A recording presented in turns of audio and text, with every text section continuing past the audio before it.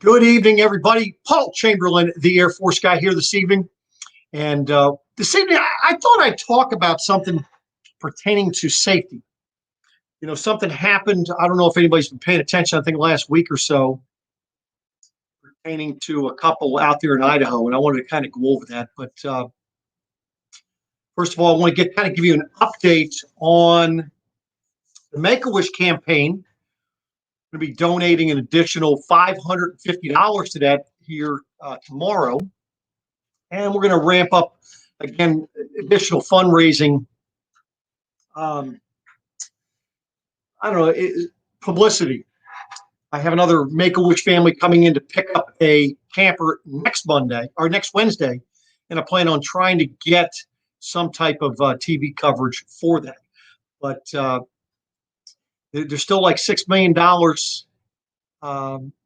in a deficit. However, they just had Happy Hands come in as a helping them. What they're doing is they're going to donate $100,000 over the course of the next 12 months towards families, military families that are looking for wishes to be granted. So that's a good thing, and that's going to be our first one next Wednesday. So looking forward to that.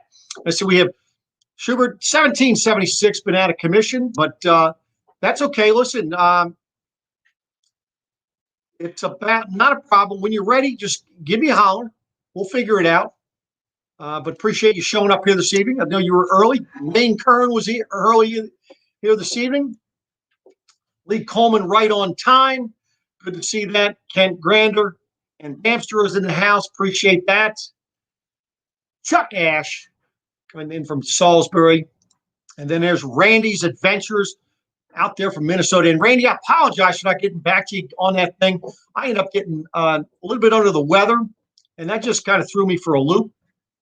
But do appreciate you reaching out to me. Hopefully I can do something again for you maybe later on down the road. But appreciate you thinking of me. And no doubt about that. So, I mean, tonight, and let me just pull it up over here. Kind of running a little late, but I don't know if for those of you that might have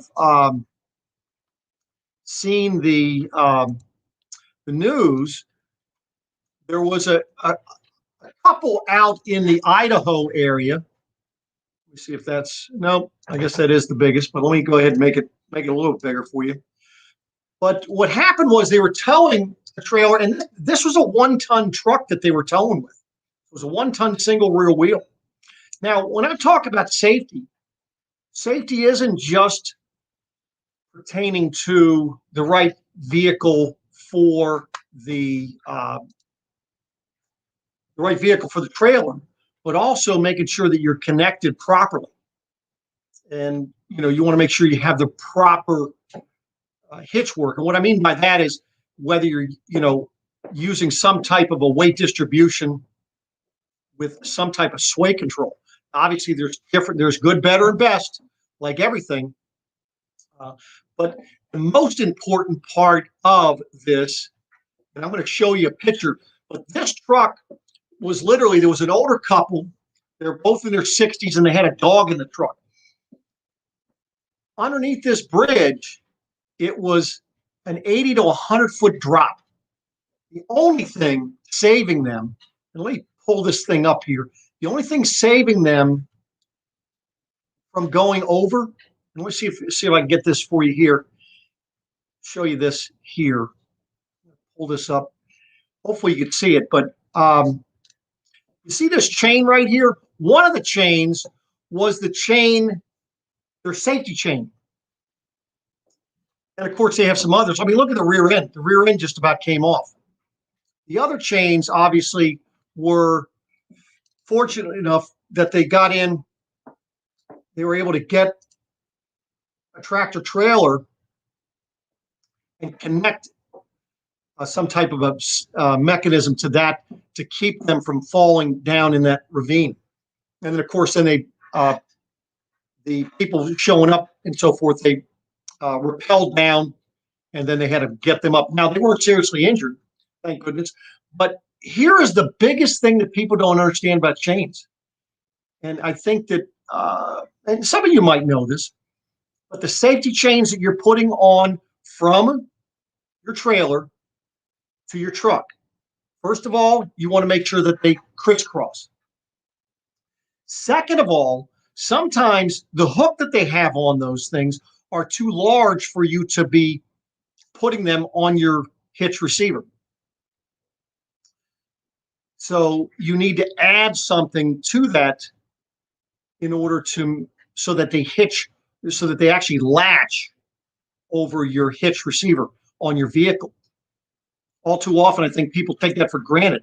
Now, more importantly, and I think this is one of probably the most forgotten items pertaining to safety chains, is you'd never twist the chains. That will weaken the links. So I know what you're saying to me, saying, Paul, so what are we supposed to do in the event that the chains, you crisscross them, but they're like dragging on the ground? At that point, what you do is you do one of two things. You get yourself a long enough bolt and some nuts and washers, and you shorten it up that way. Or, like I did, I just picked up a cargo trailer the other day, and these chains were dragging on the ground. It ended up being 6 zip ties. I used 3 on each one of them because you want to get it to where it's, you don't want it too tight, but you want to make sure that they're not dragging. Zip ties or bolts with nuts holding them together. That is very important that you do that. So has anybody ever had an issue where your camper or trailer you're towing ever came off of the ball? I know I had that happen one time. Thank goodness the chains saved it, and it didn't damage the back of my tow vehicle. The other thing you're going to notice on this vehicle is the fact that you see right up here, this was their adjustable ball mount. You can see coming out of their hitch receiver. So that disconnected from their receiver. Now, one thing, what happened with this thing, apparently they started swaying, and that's what caused them to go over the bridge. People don't realize, and I guess it's a natural instinct, if your trailer is swaying on you, that their natural instinct is to let off the gas, step on the brakes. That is the worst thing you could do. The best thing you could do in that situation is reach over to your brake controller and squeeze the tabs together. That way there you're applying the brake directly to the trailer behind you. You've stayed on the gas and just keep pushing that. Just close it and let it open again. And that will pull that thing back in place. Now, this is why it's very important that you get the proper hitch equipment for the trailer you're towing. I mean, there are so many different things out there, but they all act differently and they work in a different manner. You have the Anderson, you have the Blue Ox. Those are weight distribution and sway control. However, it is not the sway control like it would be on a Reese with dual cams. Same thing with the equalizer hitch. I know that is something that is a sway control and weight distribution, but understand that all that's doing is that's a straight edge. It is not going to correct the sway like the Reese with the dual cams. Now, if you're really safety conscious and you really want to cut all that stuff out and have the least probability of having that come up, then my recommendation would be to go to a Pro Pride or like a Hensley hitch. And I'll tell you what, that'll totally eliminate that for you. So just a little tidbit of information. Let me see who else came in the house. We have P. Wilson in the house. Appreciate you showing up here. We've got Weekend RVing. You guys doing okay out there? I'm sure you're thawed out by now. We've got Ridge Runner Overland. That's pretty neat setup you have there. So it happened when we had our pop-up. Yes, and I'll tell you, it's tough. Full-time dream in the house. Appreciate the air. So let's see. How low from the ground is ideal safe for the chain? Well, I would say you want it a few inches above the ground. You just don't want them dragging all the time. The main thing is it's not necessarily the height that is coming off of it. You want to make sure that you have enough slack so when you're turning, you're not making the chain too taut. So I think that's probably the one thing you'd want to check on, though. But, let's see, we have Imagine Your Odyssey in the house. Appreciate you showing up here this evening. Now I've had 3 people over the last few months that have had half-ton trucks towing 32 to 34 foot campers go to the Pro Pride, and they've gone from the Reese with a dual cam to the Pro Pride, and they said it was night and day difference.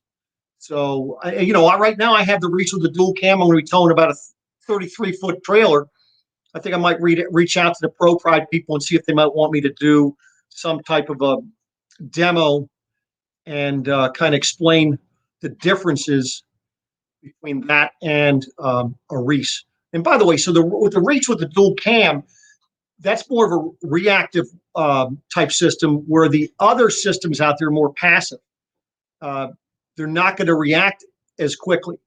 And the reason for that is when you look at the Reese with the dual cam, you have the dual cam is round, and then the bar is kind of cupping that. So when you're driving straight, if it starts swaying, the weight on those bars on that dual cam is what helps put it back straight.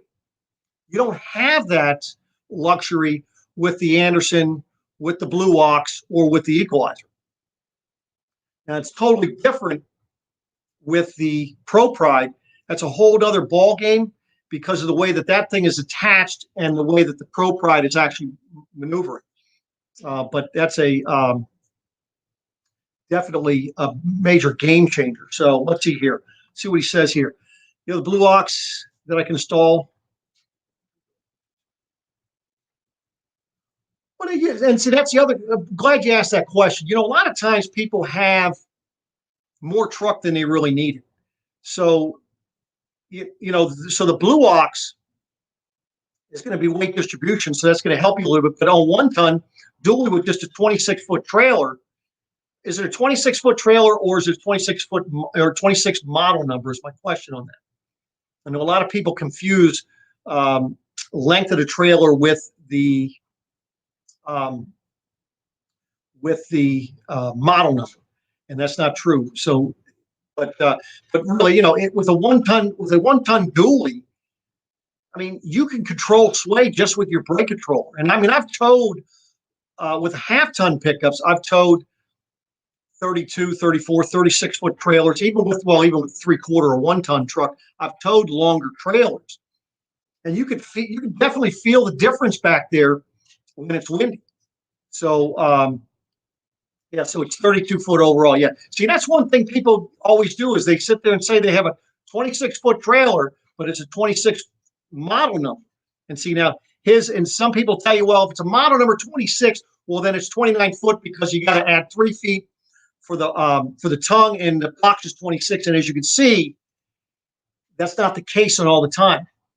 We have 21 model numbers on our lot, anywhere from like 22 foot up to 27 foot. So they're all over the place. Don't get caught up with that or fall into that where you think that you have something that's shorter. Now, since you have a 32-foot camper, we always recommend with anything over 25 foot, we recommend the Reese with the dual cam. And the reason for that is because once you get over 350 pounds or heavier, the Reese dual cam do a much better job. However, the shorter typically 25 foot or under, the tongue weights tend to be a little less. And of course, the length is shorter, so that we recommend the Blue Ox for those type of trailers. So hopefully that helped you out there. And let's see, somebody said something else here. I think I just missed it here. Let me see if I did. See, Brian Matthews is in the house. Appreciate you showing up. And George Danik is in the house. Appreciate you coming in. And then definitely like to see a comparison Pro Pride to the Reese. And I'm hoping I could do that because I'm actually going to be try to do some videos with the Reese that I have, kind of show you how that setup works. And then hopefully I could do a comparison showing you, because I am towing this with a half-ton pickup. Now, everything falls in line as far as the numbers. And I'm going to go to one of the CAT scales just to double check to make sure that everything is. You know anything about the fire at the RV factory? Well, so yes, so what he's talking about there is back last week sometime, there was a fire at one of the lamination factories up in Indiana, and that was for a Forest River plant. And what that's going to do is that's going to push back a lot of deliveries on certain type of RVs. Our pod was one of the ones that was affected. There was one that we're going to be carrying an ibex, and there was another trailer, I can't remember which one it was, that is affected. So they're pushing those things back. It's like 5 weeks. I mean, they already bought a new building, but that's a heck of a job to try to get set back up and get rolling again. So that's going to be a delay, a major delay for things. So you've seen a lot of trailers going over 60. That is another great point. Appreciate you pointing that out there. A lot of people don't realize this, that the tires on your camper, on most of the trailers, are rated at 65 mile an hour. Now keep in mind also, you know, you have a truck that maybe has a 18-inch or 20-inch tire, and then your camper has a 14 or 15-inch tire. So you think about the rotation of that tire. Now I do realize there are tires out there you can get with a higher speed rating. That is the other thing that you want to be careful of, because I'll tell you, that's something that can cause a lot of sway and cause a lot of issues with that as well. So, but anyway, I just wanted, I saw that the last few days, and I thought, you know what, that would be a heck of a subject to cover, because it's amazing the amount of people out there that are towing in an unsafe manner, and there's a multitude of things that they're doing wrong, and they don't even know it, because I guess nobody ever told them, and they just think it's a norm. So, but anybody have any questions before we sign off here? This is one of those short and sweet evenings. I do appreciate everybody showing up here.